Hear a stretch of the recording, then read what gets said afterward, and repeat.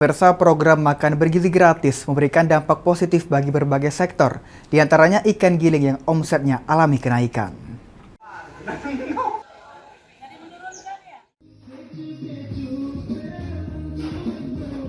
Ada banyak dampak positif program makan bergizi gratis, salah satunya pedagang ikan giling. Dengan adanya program MBG, banyak SPPG yang memesan ikan giling dalam jumlah besar untuk diolah menjadi berbagai menu bergizi bagi para penerima manfaat. Lonjakan penjualan ini tidak lepas dari penyusunan menu oleh ahli gizi di masing-masing dapur SPPG. Menu berbahan dasar ikan giling umumnya hadir minimal sekali dalam sepekan. Sebelum adanya program ini, pedagang mengaku penjualan ikan giling relatif stabil. Namun kini permintaan meningkat tajam terutama dari dapur-dapur SPPG. Dapur SPPG ada di Prabumuli ini mungkin ada 8 dapur 12 dari 12 ya.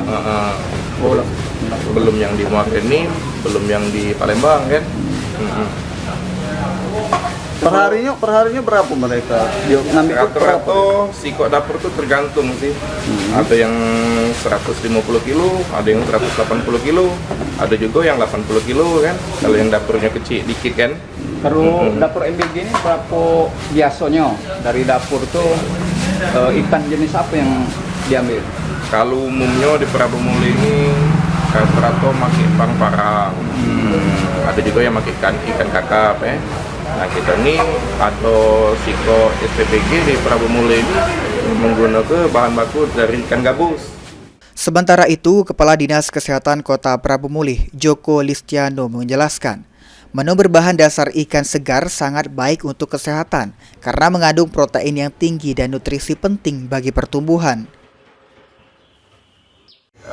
Protein hewani ya, itu sangat berguna untuk peningkatan gizi anak-anak tersebut. Nah, terkait olahan ikan juga kami menghimbau juga untuk mencari ikan-ikan yang segar ya, untuk dikelola menjadi makanan berupa makanan-makanan yang sehat, berupa tekwan atau semacam nugget ya.